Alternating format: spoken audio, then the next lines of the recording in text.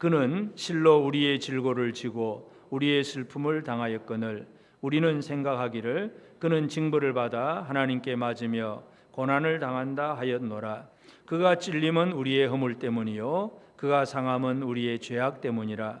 그가 징계를 받음으로 우리는 평화를 누리고 그가 채찍에 맞음으로 우리는 나음을 받았도다. 우리는 다 양 같아서 그릇 행하여 각기 제 길로 갔거늘 여호와께서는 우리 모두의 죄악을 그에게 담당시키셨도다. 아멘. 우리 하나님 은혜가 온 성도들에게 함께하기를 원합니다. 우리가 계속해서 이사야서를 보고 있는데 하나님께서 그 백성들을 이제 바벨론으로 포로되게 하셨다가 다시 회복되게 할 것에 대한 그런 예언의 말씀을 40장 이후로 계속 주고 있습니다. 그래서 그 회복의 과정을 이루는 데 있어서 누구를 통해서 이루어지느냐? 그걸 한마디로 여호와의 종, 하나님이 세우신 종, 그분을 통해서 일이 이루어지는데 그 종에 대한 네 번의 노래가 나오는데 그 네 번째 노래가 오늘 이제 이사야 53장의 내용입니다. 52장 마지막부터 53장까지인데 여호와의 종 메시아 예수 그리스도가 누구신가에 대한 그 예언의 말씀들인데 오늘 특별히 4절부터 6절까지를 읽었습니다. 6절 말씀을 보면 우리는 다 양 같아서 그릇 행하여 각기 제 길로 갔거늘 여호와께서는 우리 모두의 죄악을 그에게 담당시키셨도다. 하나님께서 우리 모두의 죄악을 그에게 담당시키셨다. 그러한 말씀을 하고 있습니다. 그래서 하나님의 종, 여호와의 종은 어떤 분이냐 하면 하나님께서 무언가를 담당시켜 놓은, 그래서 우리 죄악을 짊어지는, 죄악의 문제를 해결하는 담당자가 되셨다. 그런 표현입니다. 그래서 오늘 죄악 담당자 이 말씀으로 함께 살펴보고자 합니다. 우리가 살아가는 모든 삶의 환경에서 어느 관청을 들어가든 아니면 물건을 사러 가도 마찬가지고 어디 가서 사람들을 상대를 하다 보면 이제 조직이 사람 숫자가 많은 데 가보면 담당이 여러 가지가 세분화되어 있잖아요. 그래서 아무나 붙잡고 물어봐야 대답을 잘 못 해줍니다. 담당자한테 가보세요. 담당자. 제대로 된 담당자를 만나야 내 문제를 해결하고 얘기하고 해결할 수가 있습니다. 여러분들도 다 마찬가지잖아요. 여러분이 사업을 하든 직장생활을 하든 여러분이 담당자라고 한다면 여러분에게 찾아오는 모든 사람들을 그 문제들을 완벽하게 해결해 주면 여러분은 유능한 일꾼이 되는 것이고, 담당자를 알고 나를 찾아왔는데 그런지 저런지 아직도 나도 모르겠다 그러면 나는 무능한 담당자가 될 것이고, 이 담당한다는 얘기는 이 세상에 살아가는 모든 삶에 다 적용이 되는 말씀입니다. 그래서 이 담당자가 된다는 것. 그런데 특별히 하나님께서는 그 종에게 우리 모두의 죄악을 그에게 담당시키셨도다. 그런 얘기를 합니다. 죄악 담당. 예수 그리스도는 이 땅에 오셔서 뭘 하시느냐? 죄악을 담당하신 분이십니다. 뭔가 우리가 가지고 있는 문제들을, 조그마한 문제들을 하나하나 해결해 주려고 이런저런 담당하는 사람들도 있겠지만 죄악을 해결하는 담당은 예수밖에 없다는 것. 우리가 이것을 다시 한번 기억할 필요가 있습니다. 그래서 오늘 우리에게 있는 여러 가지 많은 질고, 슬픔, 또 채찍, 상함, 고통 이런 많은 문제들을 가지고 있는데 이 모든 문제들의 가장 근본이 무엇이고 또 근본을 어떻게 해결해 주시는가, 이것이 하나님께서 자기 백성들에게 주신 예언의 말씀입니다. 그래서 오늘 이 죄악 담당자 예수 그리스도, 그분은 무엇을 어떻게 하시고 나는 그 담당자 앞에 가서 문제를 해결하고 살고 있는가, 오늘 우리가 이것을 살펴볼 필요가 있습니다. 담당자가 분명히 있는데 엉뚱한 데 가가지고 막 고함 지른다고 해결해 주진 않잖아요. 담당자만 제대로 찾으면 해답은 분명히 나옵니다. 길이 열려진다는 것입니다. 그래서 담당자를 얼마나 잘 만나느냐, 잘 찾느냐, 그리고 그 담당자가 시키는 대로 하느냐 못하느냐, 이게 바로 이 세상에서 살아가는 삶의 방식인데 똑같습니다. 그래서 하나님께서는 그 종을 죄악 담당자로 하나님의 백성들 속에 세워보셨습니다. 그래서 여호와께서는 우리 모두의 죄악을 그에게 담당시키셨도다. 그러면 이 우리의 담당자가 되시는 예수 그리스도는 그 사역을 할 수 있는 범위, 또 사역을 할 수 있는 어떤 능력, 어떤 그의 어떤 모든 어떤 권세, 이런 것들이 무언가를 이해하려면 여기 보면 우리 모두라고 하는 표현을 이해할 필요가 있습니다. 우리 모두의 죄악을 그에게 담당시키셨도다. 한두 사람의 죄악이 아니에요. 나 한 사람의 문제도 아니고 이스라엘 유대 백성들만의 문제도 아니고 우리 모두의 죄악을 그에게 담당시키셨도다. 그래서 우리 모두라는 거, 우리가 구원을 받는 데 있어서는 모든 만민들이 다 구원받는 건 아니에요. 하나님 사랑의 하나님이니까 다 구원해 주겠지. 그건 진짜 잘못된 생각이고, 하나님의 구원은 하나님의 택하신 백성들이 구원을 받습니다. 에베소서 1장 4절에 보면 그 창세전에 그리스도 안에서 택하사 우리로 사랑 안에서 그 앞에 거룩하고 의미 없게 하시려고, 하나님이 창세전에 우리를 택한 그 사람이 구원을 받습니다. 그런데 여기서 우리 모두라고 하는 개념은 그 택함 받은 사람들 중에서 민족과 신분과 혈통, 그리고 어떤 빈부 귀천의 그 어떤 인간적인 차이와 조건에는 아무런 차별이 없다는 얘기입니다. 우리 모두가 예수 그리스도를 믿는 믿음 안에서 구원을 받습니다.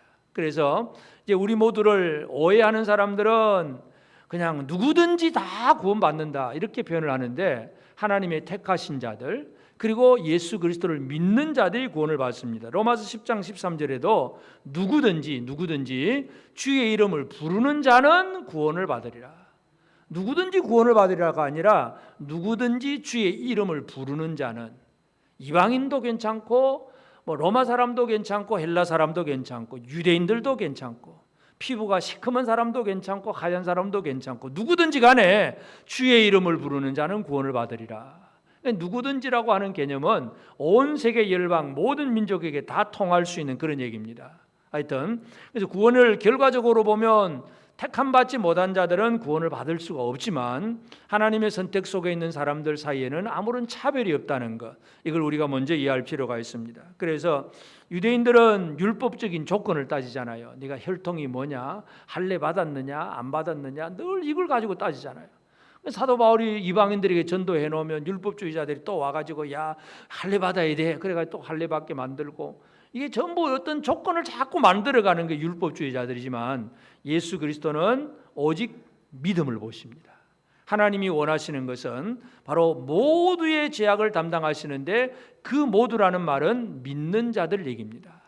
율법을 얼마나 지키고 혈통을 어떻게 준비된 그 사람 얘기가 아니라 하나님의 보내신 자를 믿는 것, 이것이 바로 하나님이 원하신 일이기 때문에, 그래서 하여튼 우리 모두의 죄악을 그렇게 표현을 했고, 또 죄악을 담당시켰다. 이 죄악, 왜 죄악을 담당시켰느냐 하는 걸 잘 이해할 필요가 있습니다.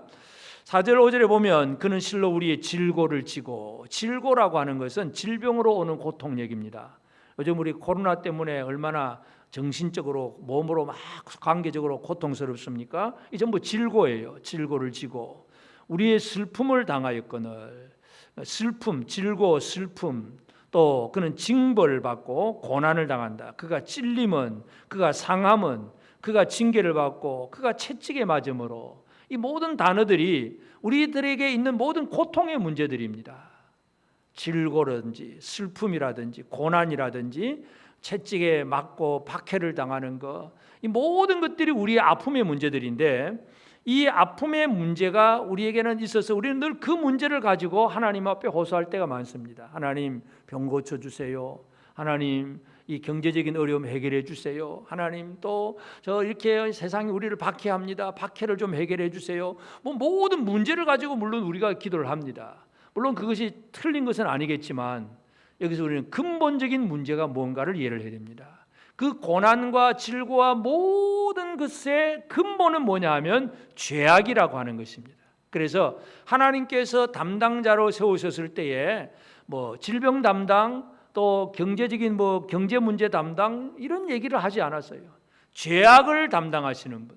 왜냐하면 죄악만 처리되면 그 나머지는 다 이어서 해결될 문제이기 때문에, 그래서 이 여호와의 종을 세울 때에 죄악 담당자로 세웠습니다. 그래서 예수로 말미암아 무엇이 해결될 수 있느냐? 바로 죄의 문제가 해결된다는 것입니다. 로마서 8장 1절 2절에 보면 그러므로 이제 그리스도 예수 안에 있는 자에게는 결코 정죄함이 없나니, 이는 그리스도 예수 안에 있는 생명의 성령의 법이 죄와 사망의 법에서 너를 해방하였음이라. 정죄함이 없다.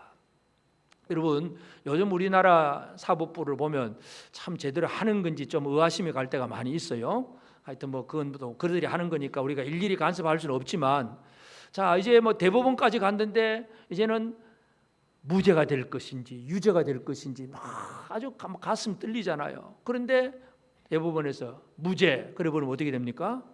완벽한 자유를 얻는 것입니다.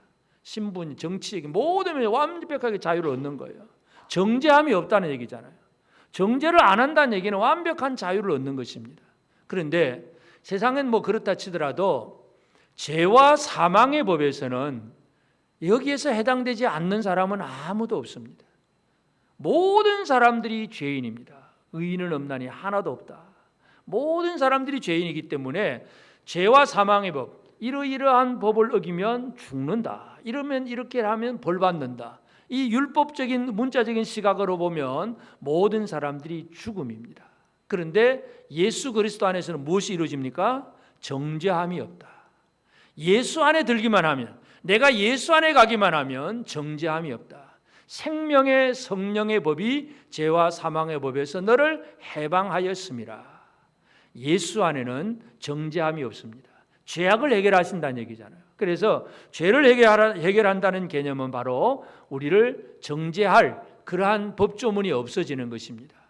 뭐 있다고 하더라도 그건 아니야, 내가 대신 당했어 하고 끝내버리는 것, 이것이 바로 정죄함이 없어지는 겁니다. 그래서 하나님께서 세우시는 종은 죄악 담당입니다. 누구 죄악입니까?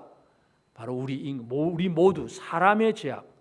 예수님 자신은 죄가 없잖아요. 죄가 없는 분이 뭘 자기 죄를 담당하겠어요? 자기 죄가 아니라 남의 죄를 담당하시는 그분이 바로 하나님이 세우신 종이라는 걸 우리가 이해할 필요가 있습니다.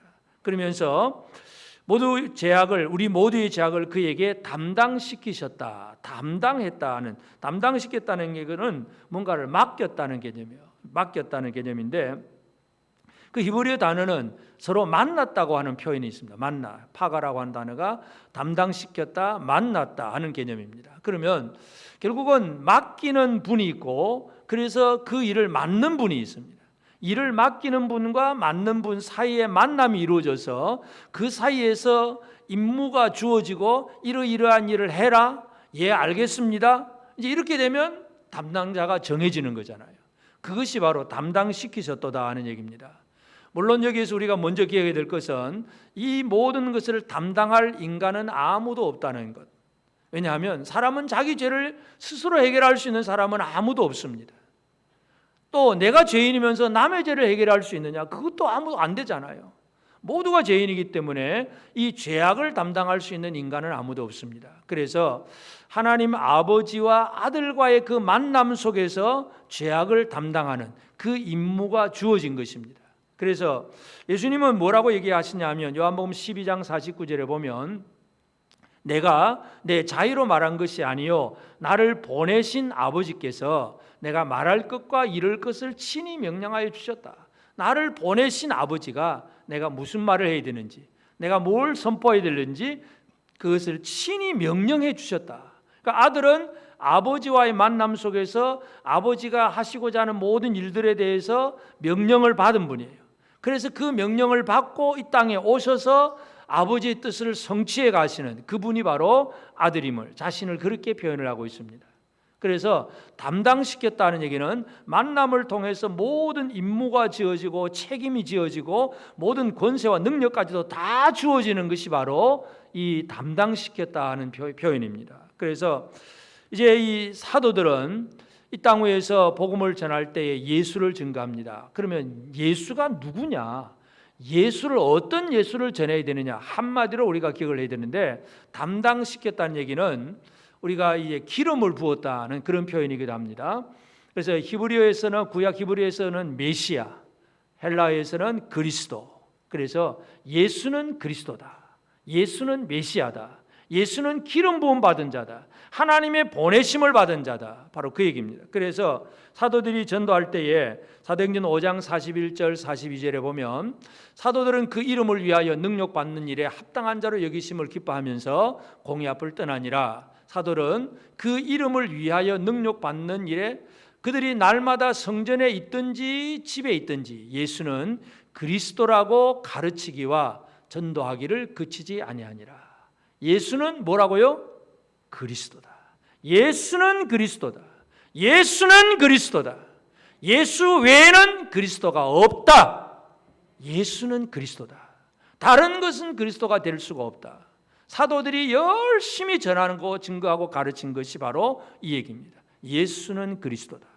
예수가 하나님 앞에 기름 부음 받은, 그래서 이 짐을 담당하신 그분이 바로 하나님의 아들 예수 그리스도다. 그 얘기를 사도들이 그저 매를 맞아가면서도 그렇게 전도하고 가르쳤습니다. 예수는 그리스도입니다. 그러니까 이 예수 외에 자칭 예수들, 내가 예수다, 나를 믿으면 구원을 받고, 내가 보혜사 성령이다, 내가 재림주다, 이런 엉뚱한 얘기하는 많은 이단의 교주들이 있잖아요. 그 한마디로 다 통칭해서 그들이 뭐냐면 바로 적그리스도예요. 그리스도가 아니라는 얘기죠. 그리스도는 오직 한 분, 하나님의 아들 예수 그리스도밖에 없습니다. 그래서 담당시켰다는 얘기는 하나님은 그 아들에게 담당시켰지 다른 누구에게도 담당시킨 적이 없으세요. 오직 그 아들에게만 그 우리 인간의 죄악의 문제를 담당시켰다는 사실, 우리가 이것을 분명히 이해를 해야 됩니다. 문제는 이렇게 아버지는 그 아들을 종에게 죄악의 문제를 담당을 시켰는데 사람들은 그 종에 대해서 어떻게 반응하느냐 문제죠. 이게 4절 5절에 보면 그는 실로 우리 질고를 지고 우리 슬픔을 당하였거늘 우리 생각은 그는 징벌을 받아 하나님께 맞으며 고난을 당한다 하였노라. 그가 뭔가 문제가 있다는, 그가 잘못해서 벌 받는 게 아니냐, 이런 얘기잖아요. 그가 찔림은 우리의 허물 때문이요 그가 상함은 우리 죄악 때문이라. 그가 징계를 받음으로 우리는 평화를 누리고 그가 채찍에 맞음으로 우리는 나음을 받았도다. 그러니까 이 사람들은 우리에게 있는 고난과 여러 가지 고통과 아픔의 문제를 가지고 이 문제를 해결하려고 애를 쓰잖아요. 그때마다 사람들은 주로 누구를 찾아갑니까? 문제가 생기면 여러분은 어디로 찾아갑니까? 그냥 그 문제 담당자를 찾아가잖아. 예를 들어서 아프다. 그럼 어디로 갑니까? 병원으로 가지요. 너무나 당연한 것이지. 아프면 병원 가는 것이고, 학생들이 공부하다가 잘 문제 안 풀리고 뭐 힘들다, 학원 가야 되겠고, 가르치는 선생님 만나야 되겠고, 뭔가 힘 있고 또 권력이 있거나 아니면 지식이 있거나 기술이 있거나 뭔가 나보다 뛰어난 존재, 그 뛰어난 존재를 향해서 뭐 내 고통의 문제, 어떤 아픔의 문제를 해결하려고 나가는 것, 이게 대부분의 사람들이 하고 있는 생각들이에요. 사무엘이 사사로서 활동을 하다가 이제 사무엘이 늙고 해서 아들들이 이제 활동을 하는데, 근데 사무엘의 아들들이 진짜 진실한 사사로서 역할을 제대로 못합니다. 그래서 백성들이 그것 때문에 이제 왕을 구합니다. 사무엘상 8장 5절에 보면 그에게 이르되 보소서 당신은 늙고 당신의 아들들은 당신의 행위를 따르지 아니하니 모든 나라와 같이 우리에게 왕을 세워 우리를 다스리게 하소서. 저 모든 나라, 저 이방 민족들처럼 저들 다 왕이 있지 않습니까? 우리도 왕 좀 세워주세요. 왜 그렇습니까? 그 왕이 우리를 다스리고 우리를 구원해 줄 줄로 생각하기 때문에 그렇습니다. 우리의 문제를 해결할 자를 어디에서 찾느냐? 사람에게서 찾습니다. 여러분, 사람은 도와주는 것 같지만 어떤 일부분은 그렇게 도움이 될 수도 있지만 근본적인 문제는 결코 도움이 될 수가 없습니다. 옆 사람이 여러분을 좀 도와줄 수 있는 분으로 여기십니까? 한번 쳐다보시고, 아마 조금은 도움이 될 것입니다. 그러나 완벽한 도움은 없습니다. 아무리 뛰어나고 훌륭한 사람이라 할지라도 자기의 문제도 해결하지 못하는 사람이 이 세상의 모든 사람들이기 때문에 완벽하게 다른 사람들을 도와줄 수 있는 그런 사람은 아무도 없습니다. 그런데 사람들은 사람을 찾아가는 거예요. 사람. 다시 말해서 하나님이 일을 맡겨놓은 담당자를 지금 못 찾고 있다는 얘기잖아요. 담당자를 못 찾으면 그때부터는 뭐예요? 고생입니다. 고생. 예를 들어서 우리가 뭐 어떤 민원의 문제를 해결하지 구청에 들어갔는데 도대체 이걸 가지고 어디로 가야 되는지 모르고 담당자가 누군지 모릅니다. 그럼 그때부터 어떻게 해야 됩니까? 물어서 갈 수는 있겠죠. 근데 물어 가는 것은 그래도 좀 지혜로운 사람이고 내가 가봐야지 하고 이 사람한테 물어보고 저 사람한테 물어보고 계속 물어다니면 그 사람은 시간 낭비, 온 힘을 다 낭비하는 거예요. 이 세상에 많은 사람들이 진정한 담당자를 찾지 못해서 다른 담당자를 열심히 찾아 헤매고 있습니다. 이것이 가장 큰 문제예요. 세상의 종교와 또 여러 가지 과학과 기술들, 이 많은 것들을 가지고 사람들은 내 문제를 해결할 담당자로 여기면서 찾아다니고 있습니다. 그래서 요즘은 담당자 찾기가 어떻게 보면 뭐 유튜브만 들어가면 막 검색만 해보면 막 나오니까 문제를 막 물어보고, 그러면 또 좋은 강의들이 또 많이 있기도 해요. 그게 담당자인 줄로 착각을 하고 있습니다. 일부분은 도움이 될 수도 있습니다. 그러나 진정한 우리의 담당은 그것이 아니라는 걸 우리가 기억해야 됩니다. 우리의 담당자는 예수 그리스도예요. 그 외의 모든 것들은 그저 한 부분 조금 약간의 힌트를 줄 수 있을 뿐이지 문제를 해결해 줄 수 있는 그런 담당자는 아무도 없습니다. 특별히 죄악의 문제를 해결할 수 있는 것은 어디에나 없다는 사실을 우리가 기억을 해야 됩니다. 그리고 사람들은 지금도 찾기는 찾는데 찾지 못하고 있는 사람들이 있고, 그리고는 만나기는 만났는데 오해를 하는 사람들입니다. 여기 보면 이제 오해하는 사람들이죠. 그는 실로 우리 질고를 지고 우리 슬픔을 당하였거늘, 우리 질고 우리 슬픔 때문에 그가 지금 고통을 당하는데 우리는 생각하기를 그는 징벌을 받아 하나님께 맞으며 고난을 당한다 했노라. 자기 문제로 고난 당한다고 그렇게 생각을 하는 것이에요. 결국 왜 이렇게 사람들이 그렇게 판단을 하고 생각을 하느냐 하면, 사람들에게 기본적으로 있는 이 악하고 잘못된 이 잘못을 저지르면 벌 받는다. 예를 들어서 예수를 안 믿어도 나쁜 짓 하는 사람들을 향해서 뭐라 그럽니까?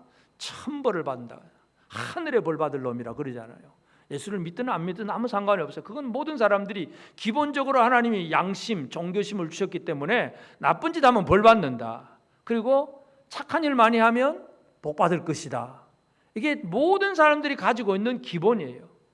그것이 뭐 완벽히 틀린 건 아니잖아요. 그러나 하나님께서 일하시는 이 종을 통해서 일하는 이 방법을 모르면 이 하나님이 세우신 담당자를 우리는 오해하게 됩니다.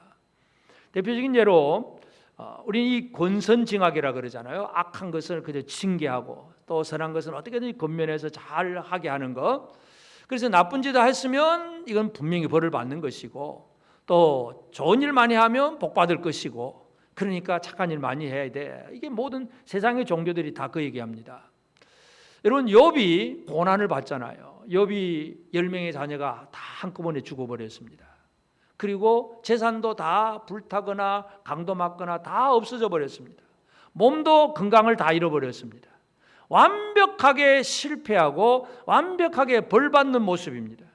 그래서 욥의 친구들이 다 와서 처음에 위로하러 왔다가 그 다음에 한마디씩 던집니다. 그게 욥기 내용인데, 그 엘리바스와 빌닷과 소발, 욥의 친구들이 계속해서 욥에게 던지는 말이 뭐냐 하면, 네가 왜 이렇게 망했느냐, 그럼 뭔가 잘못이 있지 않느냐, 회개해라. 욥의 친구들은 전부 욥에게 회개하라는 얘기예요. 욥기 4장 7절에 보면, 생각하여 보라, 죄 없이 망한 자가 누구인가, 정직한 자의 끊어짐이 어디 있는가. 죄 없이 누가 망했느냐, 네가 이렇게 망했다는 건 뭔가 죄가 있지 않느냐. 근데 욥은 나는 그런 죄 없다, 안 지었다. 결국 욥기는 전부 그 논쟁이에요. 논쟁. 하나님이 일하시는 방법은 어떤 방법입니까? 하나님의 죄가 없는 아들을 이 땅에 보내시고 죄인의 모습을 입으시고 죄인의 자리에 서셔서 사형을 당하셨어요. 대신 죽으세요. 사람들이 볼 때는 이게 이해가 안 되는 거예요. 사람들은 겉으로 보이는 것만 보면서, 야, 저 사람 벌 받았구나, 뭔가 죄가 있는가 보다, 저 사람 집이 망했네, 뭔가 하나님 앞에 진짜 심각한 죄가 있는가 봐, 늘 우리 그 얘기 하잖아요. 그럴 수도 있습니다. 그러나 그렇지 않는 경우도 있다는 사실을 우리는 기억을 해야 됩니다. 의인에게 고난을 통해서 더 단련을 시키고, 의인을 통해서, 의인의 희생을 통해서 또 다른 사람들을 살리는 하나님의 은혜가 있다는 것, 이게 성경에서 말씀하시는 하나님의 법이에요. 그런데 사람들은 그걸 모르다 보니까 고난받는 종을 보면서 내 때문에 고난받는 것인데 오히려 자기 문제로 고난받는 것으로 오해를 하고 있다는 것. 결국 예수를 잘 못 믿는 사람들의 문제가 이거예요.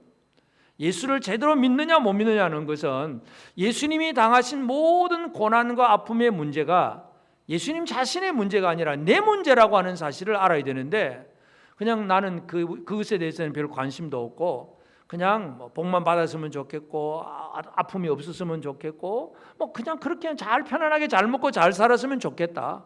뭐 그러지 그 정도로만 생각하고 예수는 나에게 그냥 복 주시는 분, 내가 기도하기만 하면 내게 응답해 주시는 분, 늘 예수님을 그렇게만 이해를 하고 있습니다. 하나님이 하시는 일의 방법은 그렇지 않다는 것도 우리가 분명히 이해를 해야 됩니다. 그래서 그는 실로 우리 질고를 지고 우리 슬픔을 당하였거늘 우리 생각은 우리의 생각, 이 우리 생각이 늘 이게 가장 큰 문제예요.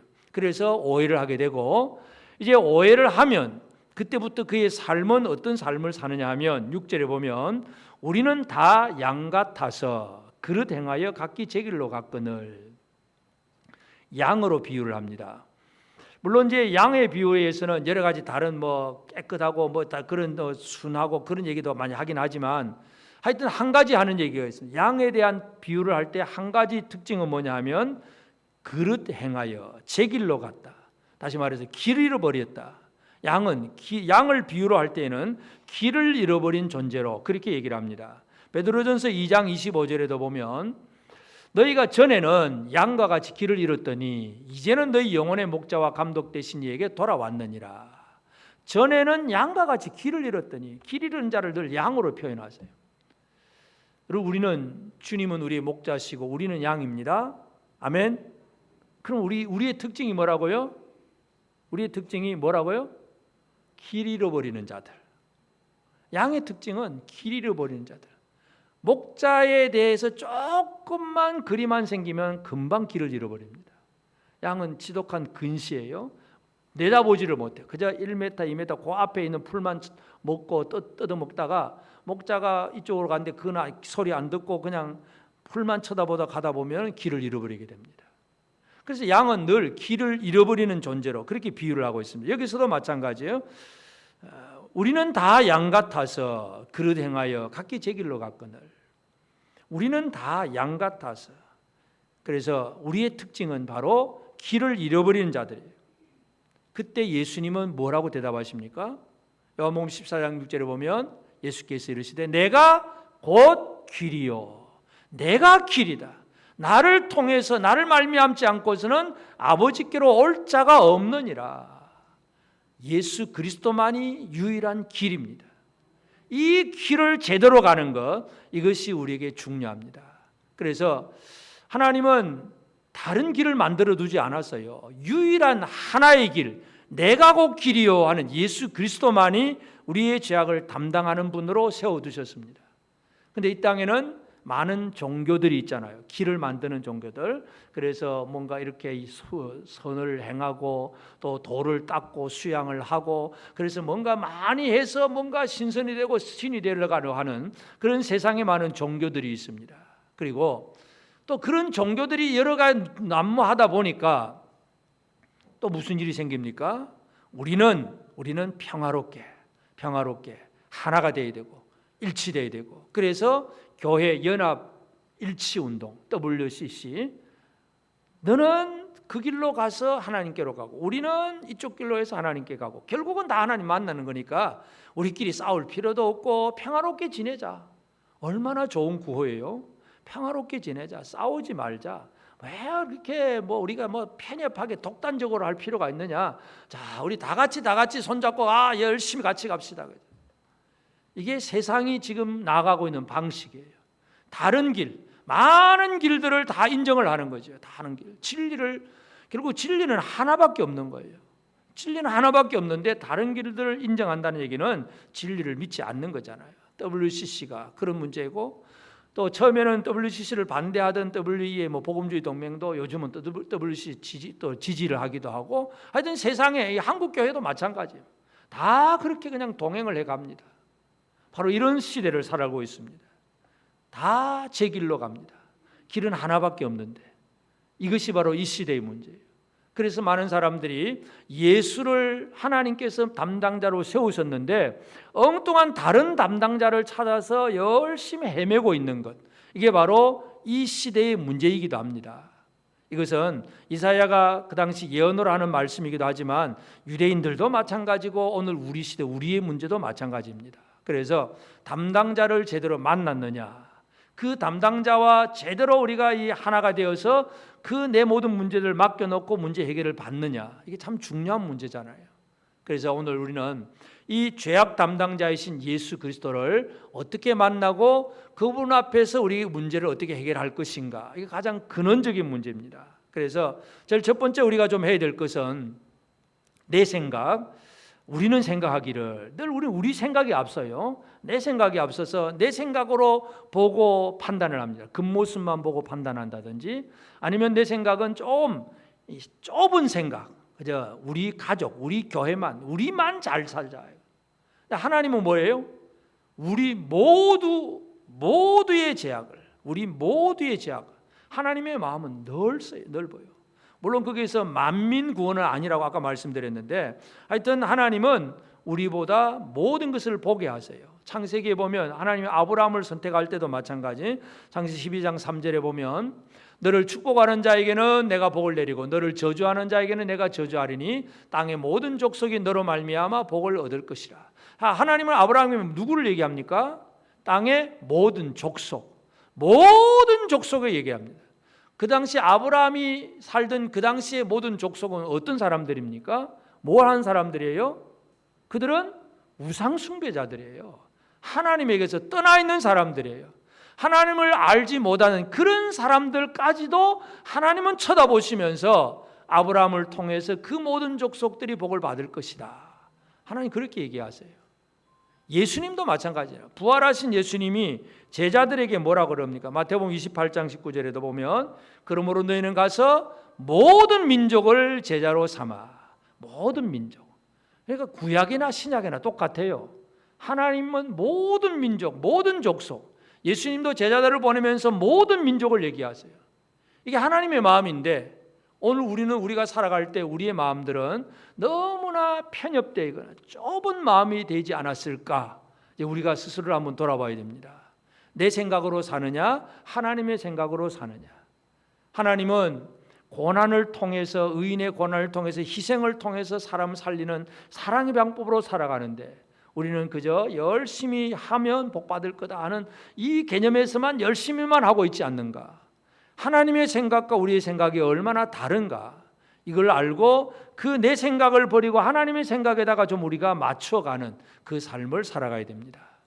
여러분, 하나님은 이 시대를, 우리 또 민족과 온 세계를 지금 어떻게 다스려 가고 있는가? 하나님의 마음을 알고 하나님의 시각, 하나님의 생각을 바라볼 수 있고 그것을 알아들을 수 있는 그런 우리가 되어지기를 바랍니다. 그래야 제대로 우리 하나님 백성답게 살아갈 수 있습니다. 그리고 이제 하나님께서 이 죄악을 담당하는 그분을 세우심으로 우리에게 뭘 약속하셨느냐 하는 것, 이제 우리가 그 예수 그리스도를 통해서 얻을 수 있는 진정한 복이 무언가 하는 그런 내용이기도 합니다. 그가 징계를 받음으로 우리는 평화를 누리고 그가 채찍에 맞음으로 우리는 나음을 받았도다. 두 가지 얘기를 하고 있습니다. 첫째는 그가 징계를 받음으로 우리는 평화를 누리고 샬롬을 누리고 하는 얘기입니다. 그리고 채찍에 맞음으로 우리는 나음, 라파, 나음을 받았도다.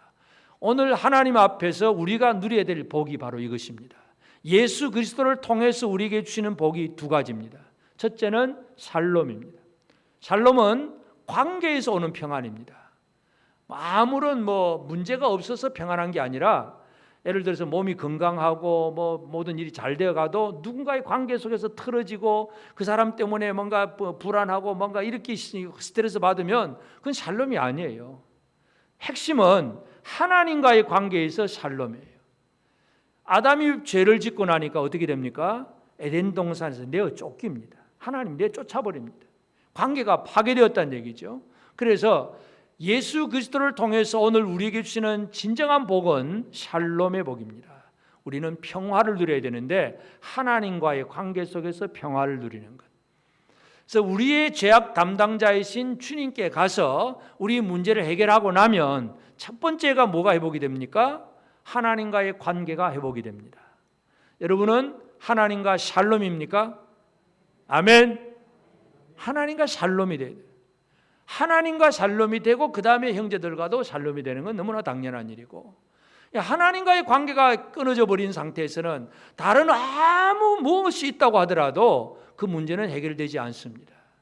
죄악의 문제를 해결해야 하나님과 샬롬의 관계가 회복이 됩니다. 여러분, 이 복을 제대로 누리기를 바랍니다. 그 다음에 주시는 것이 뭡니까?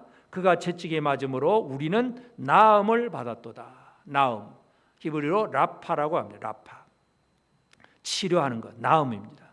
이 라파라고 하는 단어는 하나님께서 자신을 여호와 라파로 소개를 하셨어요. 출애굽기 15장 26절에 보면 이르시되 너희가 너희 하나님 나 여호와의 말을 들어 순종하고 내가 보기에 의를 행하며 내 계명의 길을 기울이며 내 모든 규례를 지키면 내가 애굽 사람에게 내린 모든 질병 중 하나도 너희에게 내리지 아니하리니 나는 너희를 치료하는 여호와임이라. 치료하는 여호와, 라파, 여호와 라파 얘기입니다. 그래서 나음을 입었다 하는 얘기는 바로 라파 얘기입니다. 그런데 여러분, 치료하는 여호와는 뭘 치료하셨어요? 치료하는 여호와께서 뭘 치료하셨냐를 제일 먼저 이해를 해야 됩니다. 지금 이 말씀을 언제 주시는 거예요? 이스라엘이 애굽에서 나와서 홍해를 건넜습니다. 그리고 이제 사흘길 갔는데 우물이 하나 있는데 물을 마시니까 쓴물이에요. 마실 수가 없어요. 독이에요, 독. 그래서 죽겠다고 사람들이 난리를 치니까 하나님께서 모세를 통해서 나뭇가지를 하나 던지게 하시니까 그 쓴물이 단물이 되어버렸어요. 치료가, 첫째로 무슨 치료가 이루어집니까? 물, 환경, 사람이 먹고 말고 살아가는 삶의 환경을 치료하시는 하나님이십니다. 오늘 우리는 이 세상은 우리 자신의 질병도 문제이지만 이 여러 가지 환경으로부터 오는 많은 어려움들이 있습니다. 그것도 깨끗하게 해주시는 여호와 라파 하나님이라는 것. 하나님은 환경의 문제까지도 치료하시는 하나님이십니다. 그래서 이 쓴물을 달게 만들어 주세요. 그러면서 주시는 말씀이 그 다음에 애굽에 내린 모든 질병 중 하나도 너에게 내리지 아니하리니. 애굽에 짐승 이가 오르고 똑종이 생기고 막 종기가 생기고 그런 것들 결코 그것도 하나도 이르지 않을 것이다. 사람의 몸에 있는 질병까지도 치료할 것이다. 그것이 라파라고 하는 얘기입니다. 그래서 이 우리 죄악의 담당자이신 예수 그리스도를 통해서 우리에게 오는 것이 바로 첫째는 샬롬, 그리고는 라파, 이 두 가지 은혜입니다. 오늘 우리는 이 두 가지 은혜를 제대로 받아 누리는 성도들입니다. 예수를 제대로 안 믿으면 못 누리는 것이고 믿으면 누리는 것입니다. 주님은 우리의 죄악을 해결하십니다.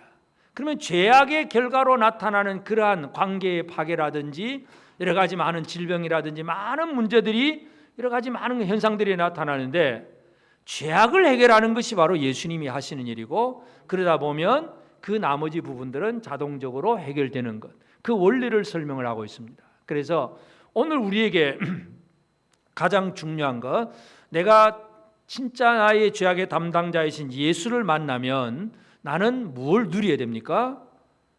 샬롬과 라파, 이 두 가지를 누려야 됩니다.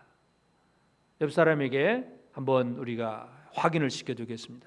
예수는 당신에게 샬롬과 라파의 은혜를 주신 분입니다.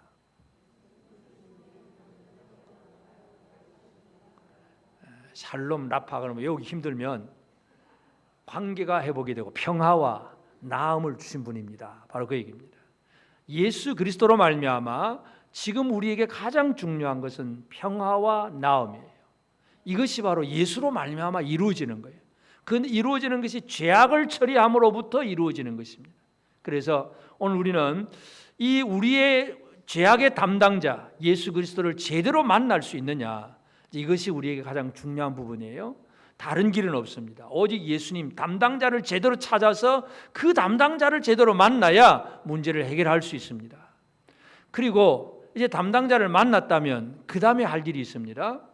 담당자는 예를 들어서 우리가 어떤 서류를 가지고 구청을 들어갔는데 그 담당자가 쭉 훑어보더니 여기 가서는 어디 가서 무슨 서류 하나 더 받아오시고 어디 가서는 뭐 서류 떼오세요. 그런 얘기를 해줍니다.